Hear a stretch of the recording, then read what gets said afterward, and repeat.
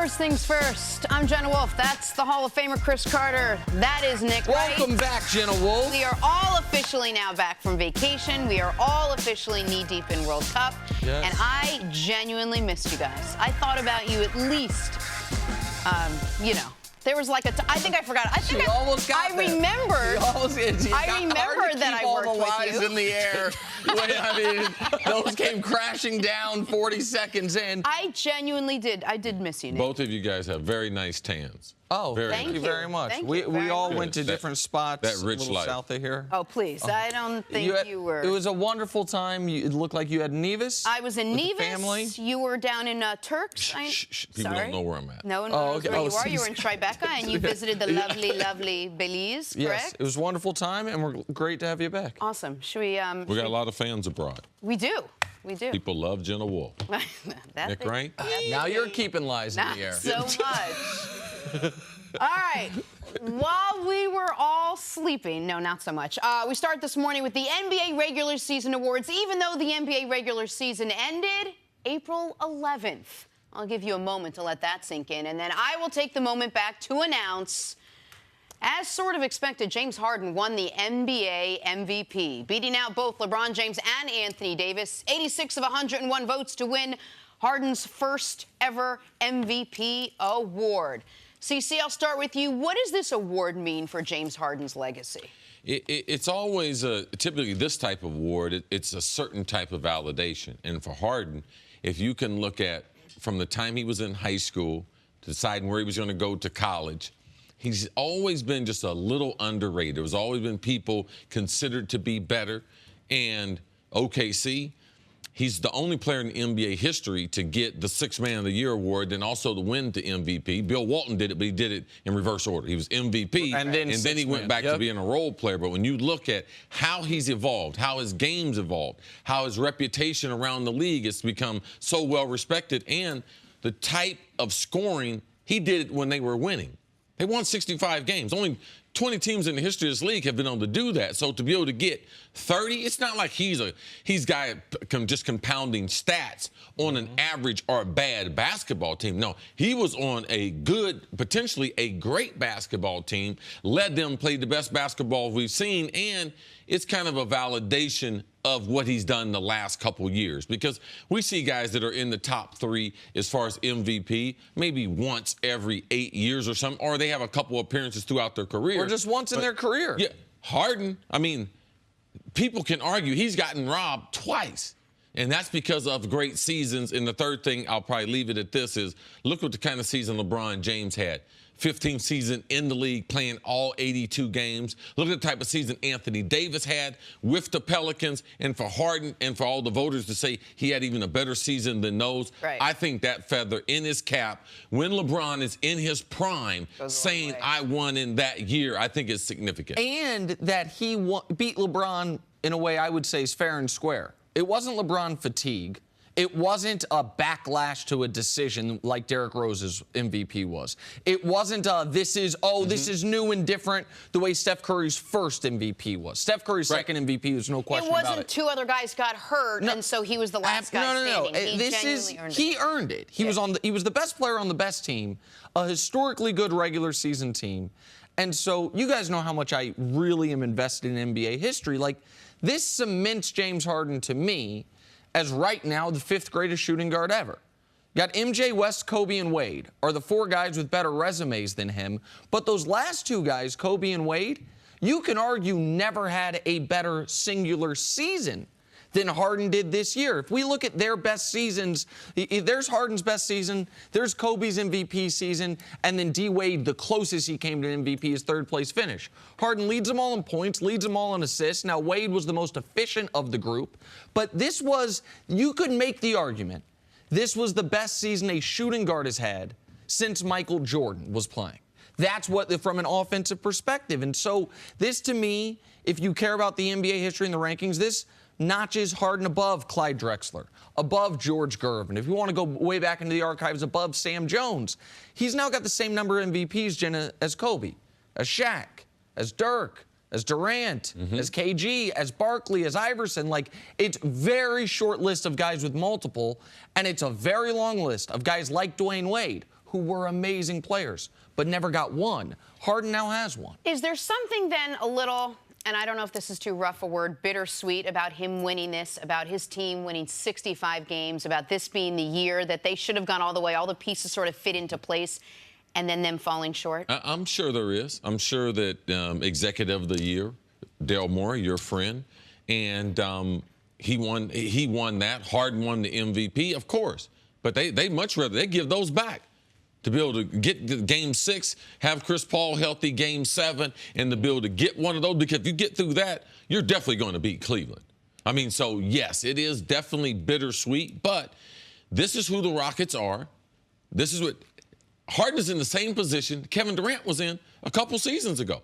But he's staying at home. He's staying in Houston with them to get a chance to finally get over that hump, with the championship being the only thing now that Houston and Harden and that group that they have together is missing. Well, so two things on your question. One, we're going to need something of a historical lens when we look at this season for Houston, because if Golden State wins the next two, right, and nobody takes them to 6 games, just like the Cavs haven't only, and we look at it and we say, wow, in this run with Golden State since they got Durant, the only team to actually push them in a series was this team. Yep. That's not a championship, but it will be remembered more fondly than typically the team with home court advantage losing in 7 would be remembered. But the other thing about Golden State is, and this is what can at times be frustrating for me, is since Durant went there, this is the type of, this year the Rockets should have been champions. In 95% of NBA seasons, a team this good with home court, even with Chris Paul getting injured in the final 2 games of the Western Conference Finals, they would have been favorites over Cleveland without Chris Paul. Even if Chris Paul missed the NBA Finals against almost every team in NBA history. This Rockets team is up 3-2 with James Harden and home court advantage. They win that series. They go on to then win the championship. They're just up. They ran up against the most talented team, arguably in NBA history. And then there is, of course, some irony about the best player on the Rockets playing with the Thunder, the best player on the Warriors playing with the Thunder, those 3 MVPs that now the Thunder drafted in 3 consecutive years. So let's get back to James Harden winning the MVP. You called him underrated. Why is this athlete so underrated? Well, I would just say, as far as the hierarchy, I would say maybe not underrated. I would say that there has been a lack of respect for what he does. How come? Like, we just take it for granted. Like, his style offensively, people might not like it. He draws a lot of fouls, but he plays a very, very smart brand of basketball. Also, the numbers work out as far as how many threes he's going to shoot. Now, we have other people that shoot threes, but we have no one else that scores like he scores. So I think that just around the league, we're in a unique era with Steph and the way he plays, and LeBron, his power and overall versatility, and KD, the sniper. Like, Harden has tried to, like, fit in. And last year, Russell Westbrook. So Harden right now, he's going to start to get some of what you call the respect that he's due based on how consistent he's been the last 3 years. And one of the other, when you say shooting threes, other than LeBron, nobody in the league creates more threes. So in a three-point shooting league, it's not just that Harden can hit them, he creates them for teammates. But when it comes to respect, it's a weird thing. Typically, guys that the league has to change rules because of, that is a badge of honor.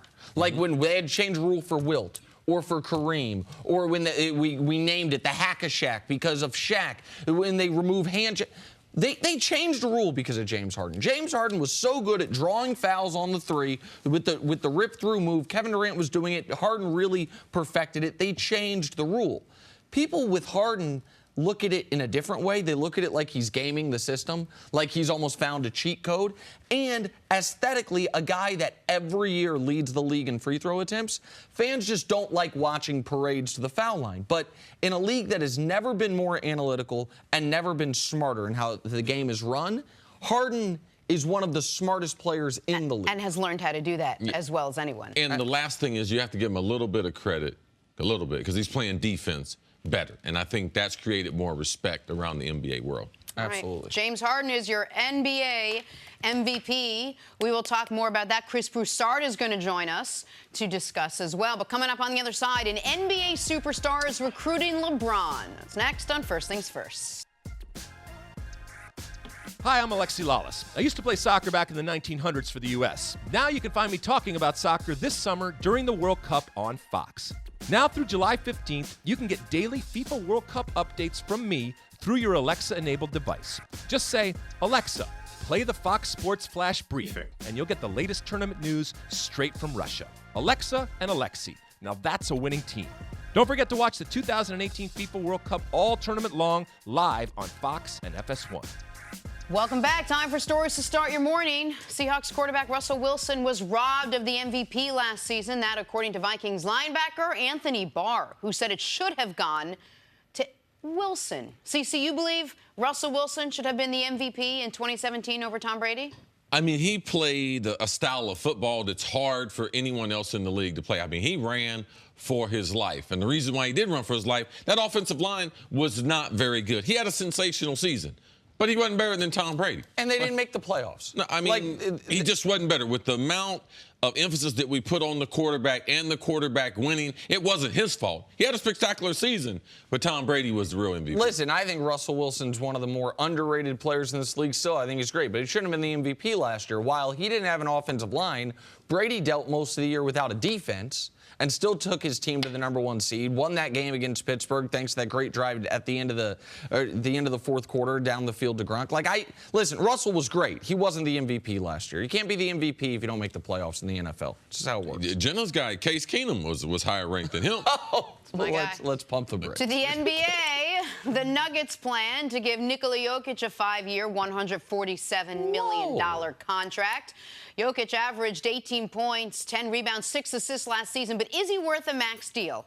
Nick, what do you think of the Nuggets' decision? I know my friends on NBA Twitter, my friends in the analytics community are going to try to revoke my card for this, but Jokic has gone from being an underrated, really good player to an overrated, really good player. Like he because he plays in Denver and because he's such a good passer at the center position, and he gives you triple doubles some nights.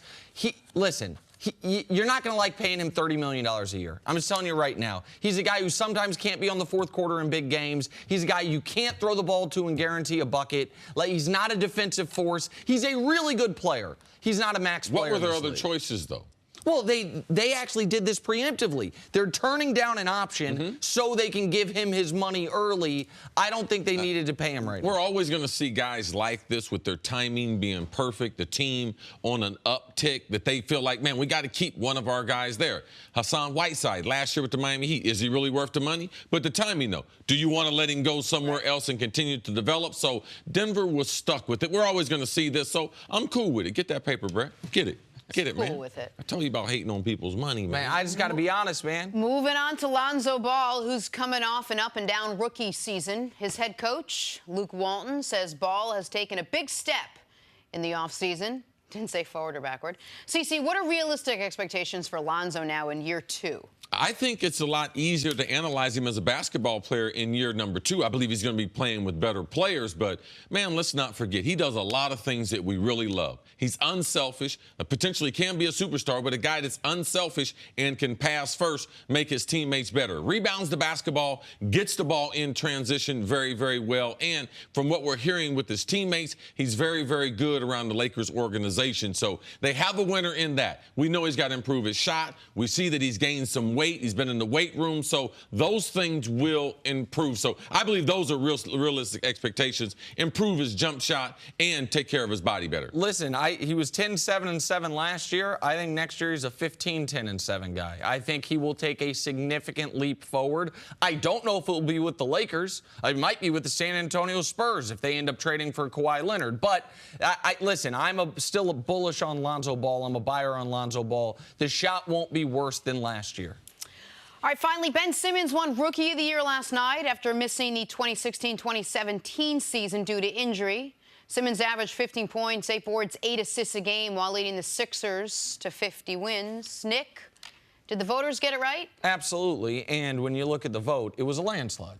This was, I understand Donovan Mitchell had the late campaign that he's not really a rookie, so I should win the award. He showed up to the awards in a big van. That said rookie question mark thanks to his friends at Adidas. Yeah. But that really is conceding the argument. Sure. If your argument isn't, I was better than him, simply it is, he's ineligible and for I'm the an award. actual rookie. Right. That means, listen, Ben Simmons was, by the rules that we have in place, which are, if you have never played in a game in the NBA, no matter when you were drafted, the first year you play in a game, you're a rookie, he was the best.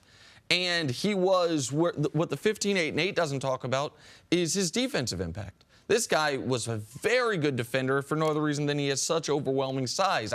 I know there are legitimate questions about whether he'll ever be able to shoot, but what he did as a rookie was borderline historic from filling up the box score category, and he was the best rookie. He should have won Rookie of the Year. Yes, and the conversation shouldn't be about his jump shot. It's about what he did in this season. He definitely earned the award, his versatility, the ability to be able to score the basketball, rebound the basketball, and assist to his teammates at a young age. The NBA has got to be very, very excited about what his future looks like, and especially next to Joel Embiid or whoever else they're going to have in Philadelphia. So he had a tremendous season. The conversation shouldn't be about, okay, right now, how good his jump shot's going to be. That's inevitable. I mean, that's going to be the next tier for him. But in this season, I mean, he was spectacular. Like, we just can't forget sometimes being in the moment.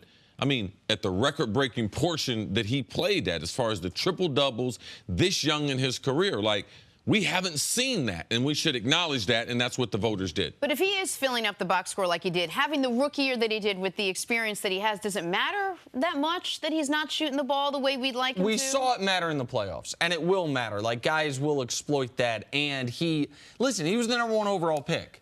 The #1 overall pick, yeah, you want him to win Rookie of the Year when he plays, but you also don't want him to top out at 15 points a game. Like, if you want him to be... I mean, there's no young player that has a complete game, Jenna, so we have to... How is he going to get better? And the way we've seen these players and the way they evolve is we've seen other great players struggle with their jump shot. We haven't seen the situation where a guy might shoot left-handed, then occasionally shoot right-handed. We haven't seen that with the type of talent that he has. So, yes, the conversation will continue to be how effectively can he shoot, because if not, he's just going to be like a utility player compared to being one of the superstars that we have in the NBA. All right, it is Tuesday, which means we are on the LeBron James watch. Also, see Wednesday through Sunday. Where will LeBron go next year? Well, get this. Yesterday, it came out that LeBron James isn't interested in any fancy recruiting pitches from teams this offseason. He knows what they all have to offer. He's got to make a decision. Joel Embiid made his pitch pretty simple in an interview with USA Today. He's the best player in the league at this moment, so I think he takes us to another level, which is important, because at the end of the day, I want to be a champion, and I want to do it myself, and I want to have a lot to do with winning a championship or bringing a championship back to the city of Philadelphia. So we have discussed this a number of times. What do we think is the most important issue for LeBron James as he makes this decision? And one of them is winning a title. Do you think Philadelphia, CC, is the best destination for LeBron to win a championship? It's a very good destination because the overall talent that they have. In Joel Embiid's interview right there, you pick up some things, too, that I believe would be very good for LeBron. People don't talk about his effect on younger players, what a great teammate he is. And those two together, I mean, it's the type of force that we only see in the NBA as far as inside, outside, the type of power that they can play with, the size they would have on the court with Ben Simmons. So Philly is a great place for LeBron. But LeBron has so much versatility that if you look at all the teams, what if he went to the Celtics? Well, how good would they be? If he goes to San Antonio, if him and Kawhi go there, they just need a point guard to get a steady play there. They're going to be very good. And if he goes to Houston, which I might believe might be the best spot because of the maturity of Harden and Chris Paul and their overall experience right now. So I believe Philadelphia is a great spot for LeBron over the course of 4 or 5 years. I believe it's the best spot because he's got those young guns to be able to run with. Now, Houston, over the next 2 years, I believe Houston is probably the best spot. So I'm so glad you said at the end there, because we've got to, if the question is specifically, let's assume LeBron is playing one more year in the NBA. That's it. He said, next year's my last year. I want to go out a champion. Where should he go? Then Houston probably is the answer. Because then you don't have to worry about Chris Paul at age 36, 37, 38. Right. You know what I mean? You don't have to worry about, okay, with those their contracts, how are they ever going to be able to add players? Like, you're just worried about the here and now. Houston probably would be the best spot for next season. But I think Philly would be second on that list just because I don't think Boston's a real option for him, just like Golden State's not a real option for him. So Philly would be, I think, the second best place to win a championship next year and the best place in the long haul because Simmons is 20 and Embiid is 24. Like, their ages go nicely with LeBron's 33. So I think you're right on Houston. But Houston also, it's more complicated. And we will know something about Houston, by the way, before July 1st free agency. LeBron's opt-in deadline is Friday, June 29th. If he doesn't opt in, then you can basically cross Houston off the list. Is Boston off the table because of Kyrie? I think Boston's off the table because I don't think Boston is trying. I think there's the Kyrie factor. And I think the only people talking about Boston are people like us. I don't think Boston is actually talking about how are we going to go get LeBron James. Like, right. That's what Scalabrine, yes. You know, and he's in with the Boston brass there, Danny Ainge. So that's what he thought. And it's a good conversation. It's just as good as having the conversation LeBron going to the Warriors. Like, we know that there's only a slim to zero chance of that happening, but that's how we group the conversation to be able to add. I believe there's two real destinations outside of Cleveland, that being Philadelphia and Houston. Philadelphia and besides the Lakers, right. yes. And Philadelphia has financially an easier path to landing him, right, than Houston? Philadelphia can sign him outright. Houston, that's why I'm bringing up the opt-in deadline. Houston would have to be a trade for him. Boston would have to be a trade for him. Similar to San Antonio, would have to be a trade for him. Cleveland obviously can keep him. Philly can sign him outright. The Lakers can sign him outright. Miami is, by the way, still lurking somewhere. He was there this weekend. Their Vegas odds jumped up a little bit, but that one's hard to see. Okay. All right. We'll wait and see what happens. Coming up, how soon will it be until Josh Rosen is the starter in Arizona? That's next on First Things First. Coach Eric Mangini is with us. We're going viral. This offseason, Kirk Cousins signed a deal with the Vikings. That includes a guaranteed $84 million. He gets $84 million. No questions asked. However, check this out. He still drives a beat-up 2000 GMC Savannah van that he bought for $5,000 from his grandmother. Oh. Coach, why? Well, I don't know, but he better buy snow tires. That thing's going to get stuck and an extra battery because it's cold. And I want to know. And a parka.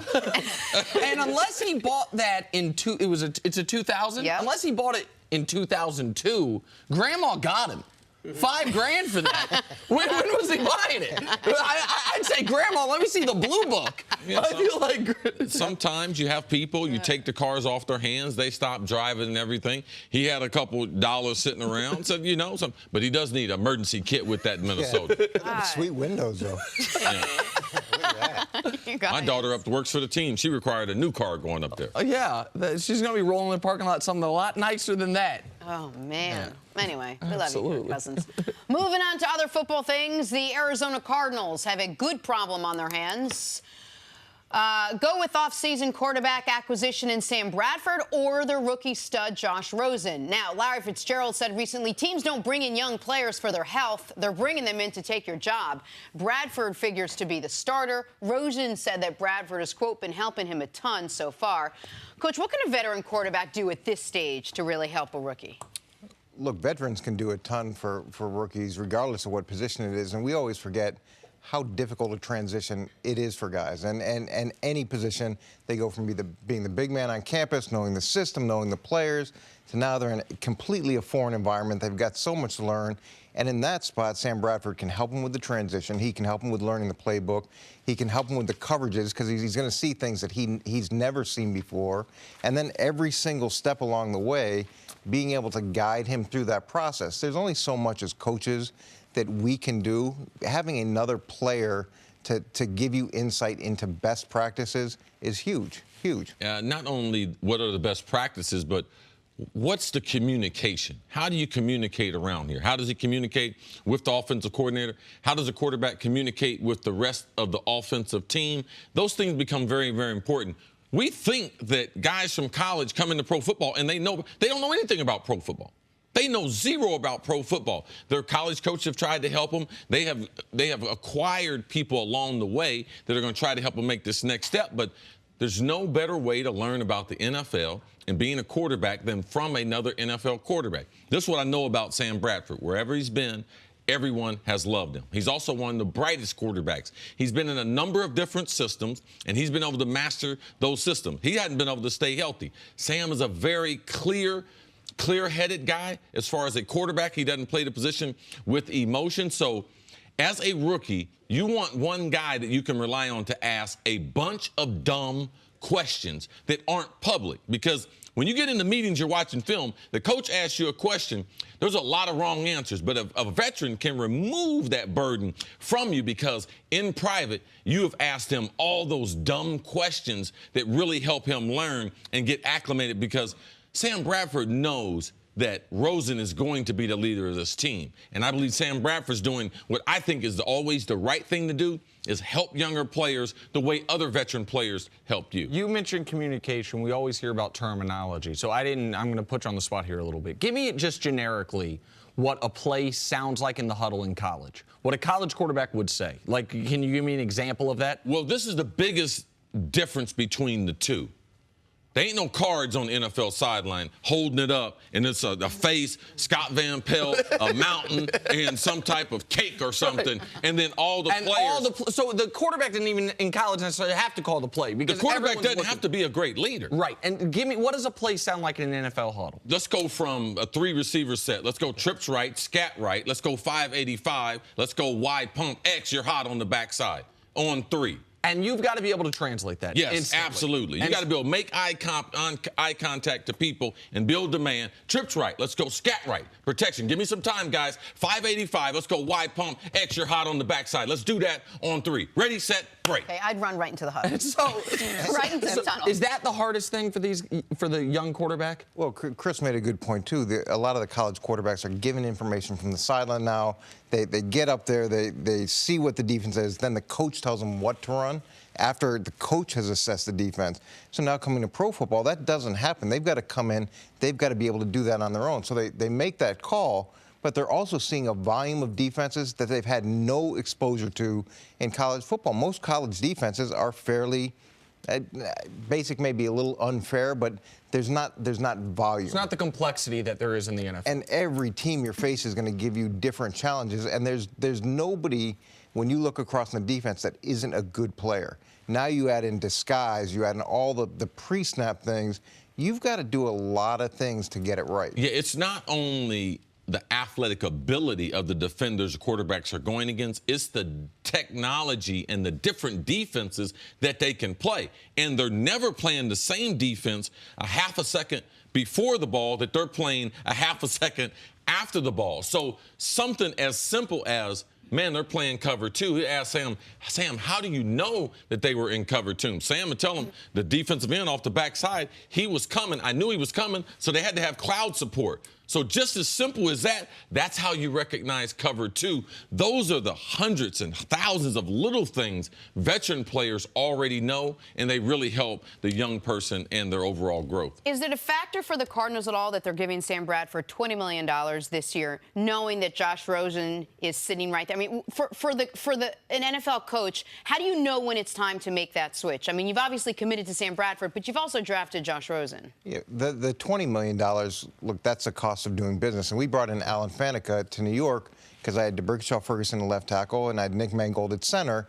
And we paid more than we probably should have for Alan at that point. But we were paying for what he was going to do for those 2 other players. So he was going to model really good behavior. He made those 2 young players who were emerging that much better. So if you pay $20 million for Sam Bradford and you get a good season out of him, and then he trains the person that's going to come in and take his position, it's well worth it. Hey, I know for a fact last year in Minnesota, when Minnesota made that run, where Sam Bradford, we didn't know if he was going to be at the beginning of the season before Case caught fire. I know from that locker room and from the staff, Sam Bradford and his overall attitude helped the Vikings and Case be able to take over. So what you're paying for with someone like Sam Bradford, because, yeah, the probability of him getting hurt are real high.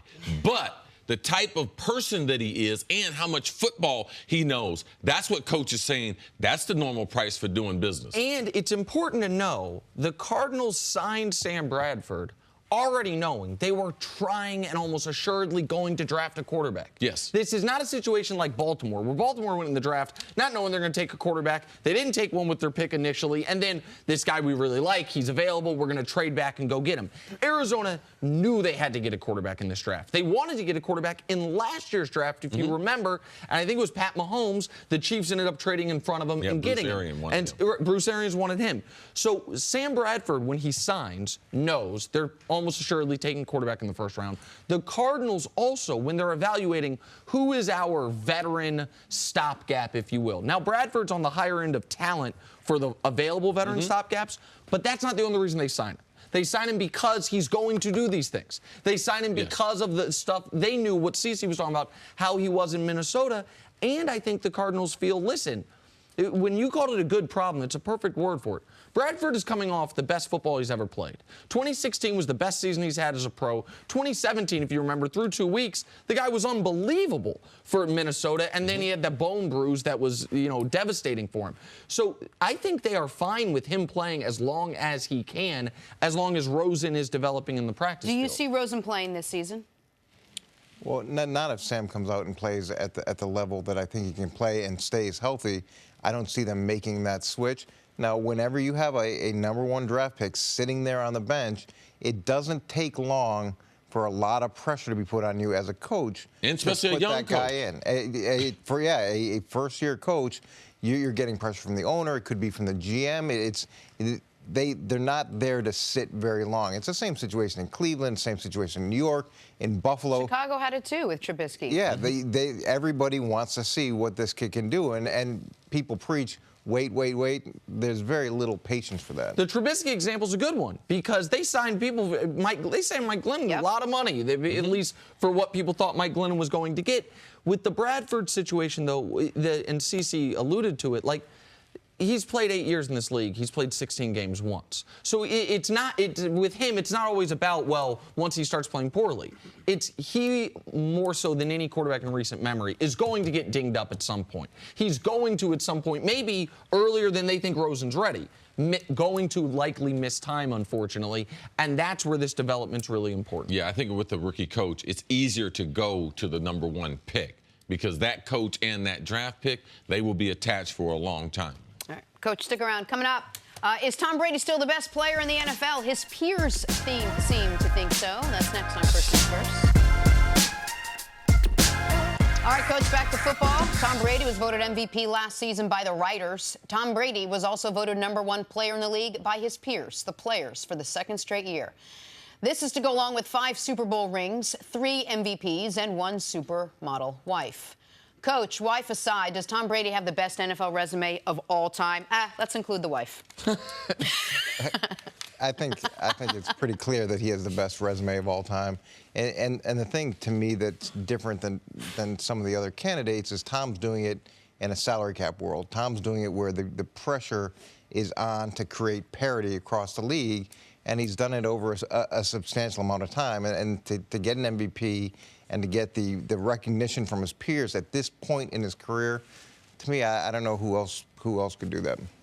Go ahead, C. I mean, we have not seen the type of improvement in a great player because typically all our great players have come from a great athletic resume. I mean, phenomenal athlete, height, weight, strength, even the quarterbacks, like our best quarterback, tremendous athletes. And for Tom Brady to be benched in college, to be an afterthought in the draft, but to see him develop his body, develop his fast twitch muscles, that he can play quarterback effectively past the age of 40, it's a phenomenal story. And he is better now than at any other point in his career.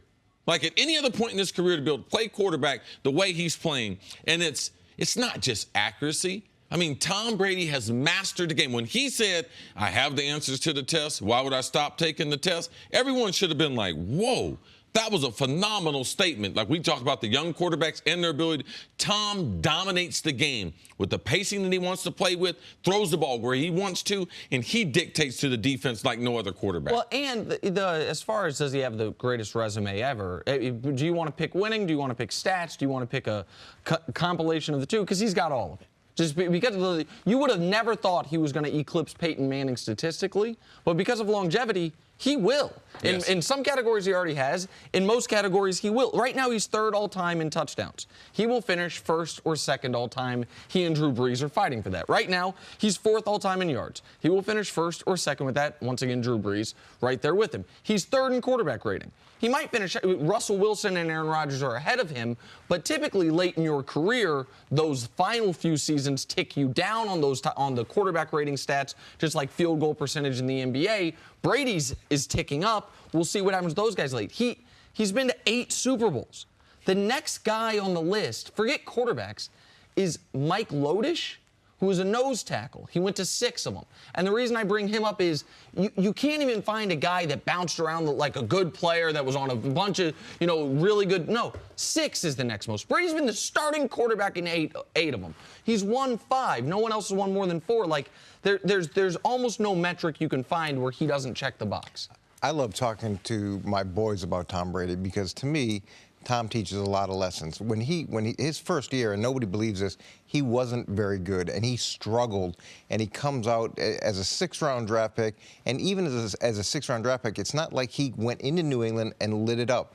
He struggled, but he worked at it. He was consistent, and then when he got his opportunity, he was able to take advantage of it. Now he's had all of this success, and he's still able to find a way to grow.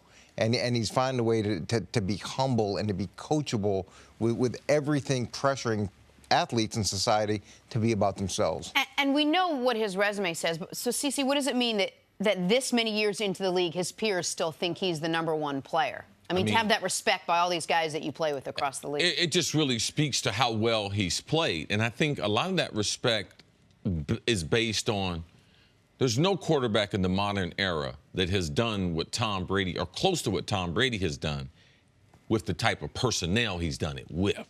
Now, people will say, well, Bill Belichick, I could do that. Well, there's not a lot of quarterbacks could have spent that amount of time with Bill Belichick and continue to grow and continue to evolve and still have the system be fresh. Man, it's hard to play in New England. It's harder even to play with Belichick. So what Tom has done, not only from a physical standpoint, but a mental standpoint, and there is no one. I was on the field for this year's Super Bowl, and there's no one that wanted to play that game like Tom Brady. I mean, he was just like a kid. I remember him taking the field. Someone was holding his helmet, and it was just a headshot of him. And to think this was his 8th Super Bowl, and I've never even played in the Super Bowl. Tom Brady was like his rookie year, like his 5th year in the league, like his first Super Bowl. And that type of thing has allowed him to be able to stay at this age, I mean, to still be the best player in the league.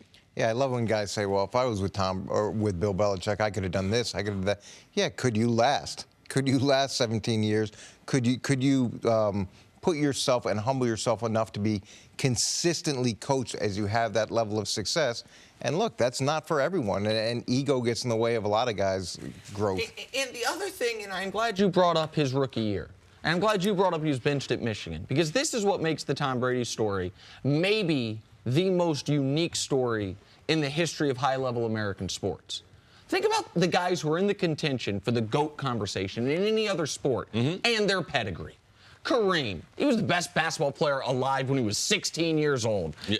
I mean, honestly, he's #1 pick of the draft. Jordan hits a game-winning shot his freshman year at UNC, #3 pick of the draft. Yeah, even though he got Gretzky. cut in the 9th grade, Michael Jordan was first-team All-American his senior year. Gretzky in high school. He's a young 14-year-old who was one of the greatest players in Canada. Absolutely. LeBron was the prodigy coming out. Yeah. Go to baseball. Like, Mike Trout is the guy everyone loves right now. Instantly. Bryce Harper, #1 pick of the draft. You want to go back further.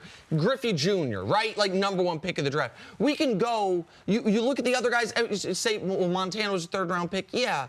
After starring at Notre Dame, going to San Francisco, and people saying he is the guy. Elway, who went to 5 Super Bowls, #1 pick of the draft. Yeah. We have no drafted in baseball also. Right. We have no precedent for this. We have precedent of guys being late drafted picks and turning into Richard Sherman.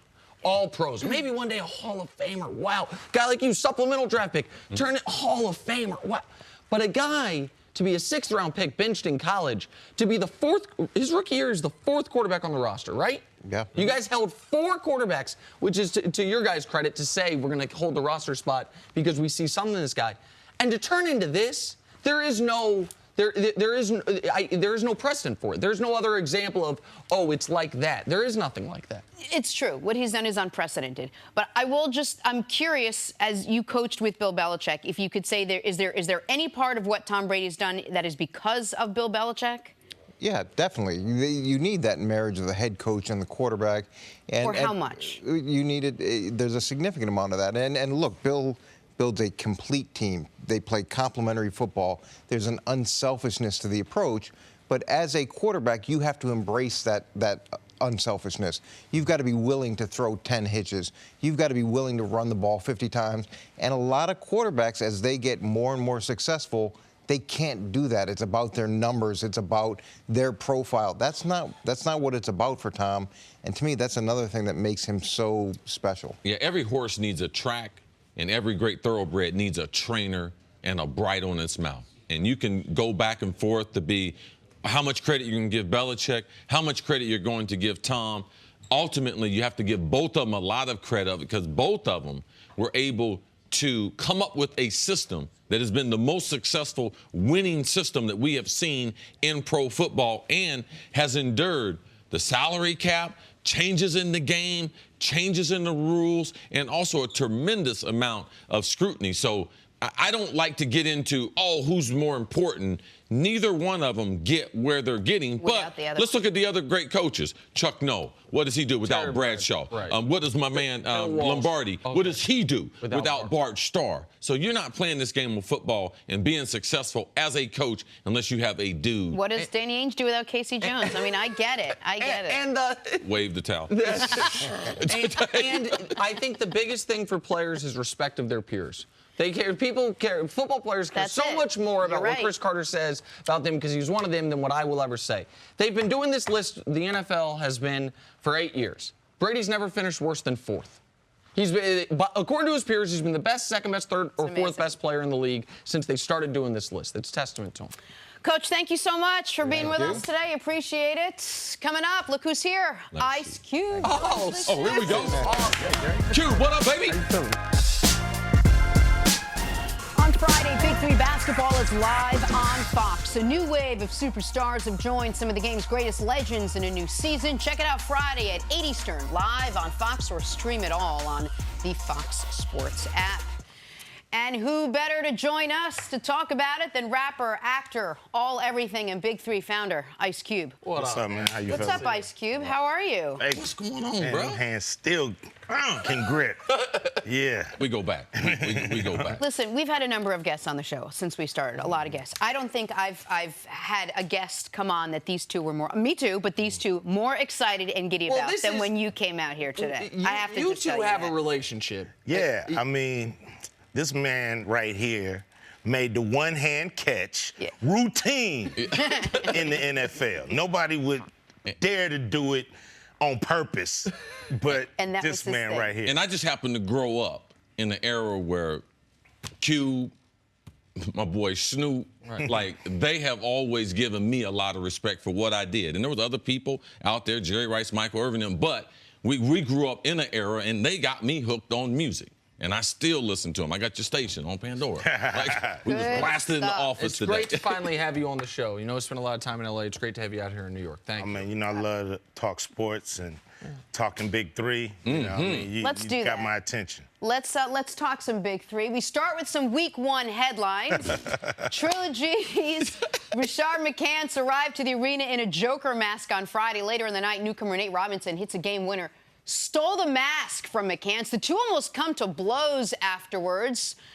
Ice Cube, what'd you make of this situation? How heated did this actually get?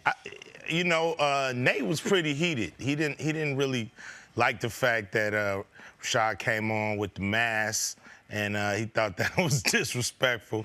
And he didn't hide it at all. He went right at him from the start of the game. And, it's good. That's what you want. You want real competition. You want real competition. The second year of Big Three, you and I talking off air, one of the things you were excited about is the level of talent. You added someone like Nate Robinson in year number 2. How excited are you that now, not only is this taking off, but guys who you really want to see play in Big Three are now being involved in what you're doing? I mean, it's great, but it all comes down to the basketball. It don't matter the names. It matters how good is the basketball at the end of the day. And the basketball is every game gets better and better. Guys understand 3-on-3, what's expected of them. I mean, new guys got a newfound respect for the league. Guys like Baron Davis, guys like Big Baby, Chris Carlos Anderson. Boozer's a new guy this year, right? Yeah, so this was their first game in the Big Three, so now they understand what it takes, and it ain't easy, I mean, they got to go hard. The other thing that was good about the opening weekend is the defending champ lost. I know you're the commissioner, so you're the founder, so you're not supposed to be rooting. But as a viewer, did Trilogy go undefeated last year? Yeah. Okay, so they were undefeated last year in the champions.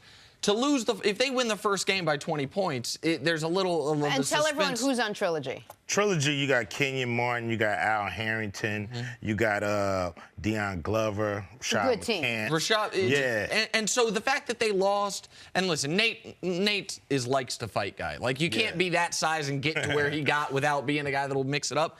That was an awesome start of the weekend. Like, you couldn't have, to me at least, scripted it better for that team to lose and say, okay, this year is going to be different. It's not going to be 10-0 walk to the championship again. Yeah, I mean, it adds great parity to the league. You don't want to know who's going to win it, and they have kind of created this evil empire kind of feel, and everybody want to take them down. And what's cool is in the Big Three, the champions have to keep their team intact. They have to truly defend. They can't draft. They can't trade. So they are locked. Now, all the other teams kind of know what to shoot at and know what to pick. So teams have re-upped, they're ready to go, and they go in that Trilogy neck. But I think, they didn't have Big Al. Right. If Al Harrington was in there, it might have been a different story. You never know. All right, so let's talk about you finish off the first season. You were able to watch it. You were able to, I'm sure, tweak some things. What's going on? What are we looking forward to in the second season that you were able to either make better or tweak or change to make this the season you're really looking forward to? I mean, being live, to me, that's, a major leap. You really can't put your stake in professional sports until you're live on TV. Yeah. So, that to me is a leap forward. I think we're better at presenting the game. If you look at our first game in Brooklyn last year compared to our first game this year, it's leaps and bounds. And the competition is better. Guys are in shape. Guys re-up. Teams are stacked a little bit better. So guys knew how hard it was going to be, what you were alluding to earlier. Guys knew that you can't just show up like, I played in the league. I mean, it's all going to come back. You have to actually be ready to play ball. Yeah, you'll be embarrassed if you just come out there. Because here's why. It's a 14-second shot clock. Now, that right there in itself keeps you moving and keeps you going. It's 3-on-3 basketball, so there's nowhere to hide.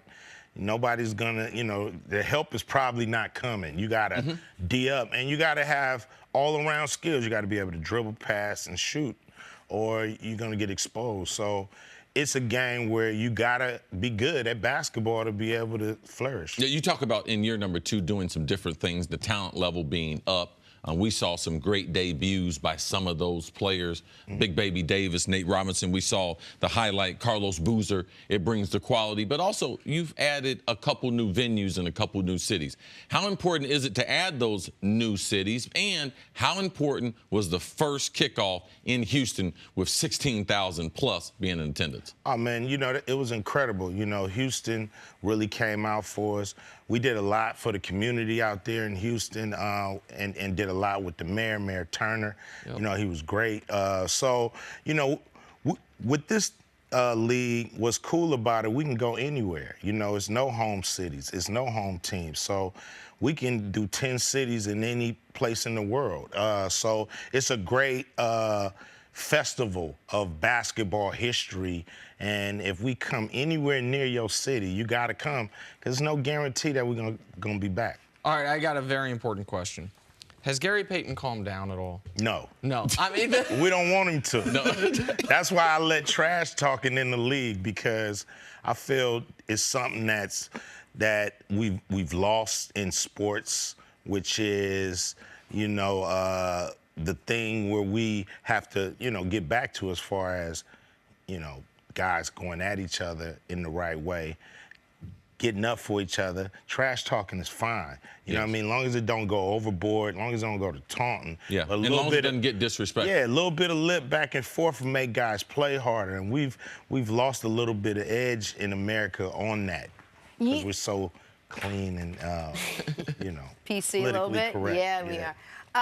You've got just about everybody. Every name in basketball is part of this now. Is there a guy out there that you love, or you're still trying to convince to play this year? Maybe you tried last year as well. I mean, Kobe, Paul Pierce, KG, Tim Duncan. I mean, who else out there that? It's a lot of names out there that people still. Paul might need to see hit the play. gym, but I think the other guy's ready to go. Yeah, Paul. I'm still waiting on the answer if he gonna play or not. You know what I mean? He said, I might play. I think I am. I might. And then I didn't hear from him again. Yeah, that sounds like his sounds commentary. Yep. It sounds like Paul Pierce. I don't know. LeBron, oh, he's not that good. Oh, he's the greatest ever. Oh, yeah. I understand. Week number 2, what are you looking forward to? You guys are traveling to Chicago, right? Chicago. Okay. I mean, you got the rematch of the championship. You got a trilogy versus the Three-Headed Monsters. And Three-Headed Monsters got a chip on their shoulder. You know, they lost by 4 points, 5 points in the championship. So they got a chip. They ready to go at Trilogy. Trilogy, you know, hopefully they'll be at full strength. They should have Al Harrington in that game. They should, right? They should have Al Harrington in that game. But it's a good game between Power and the Three's Company, because both of them showed up. Both of them got great squads. You got Baron Davis on one side. You got Corey McGee Baron on the Davis other was side. great this week. Yeah, Baron Davis was great, and he just now getting his feet wet. You know, he said, once I get all the way in shape and get ready, you know, I'm gonna be a clown in this league. So I'm like, man, that's why we got you.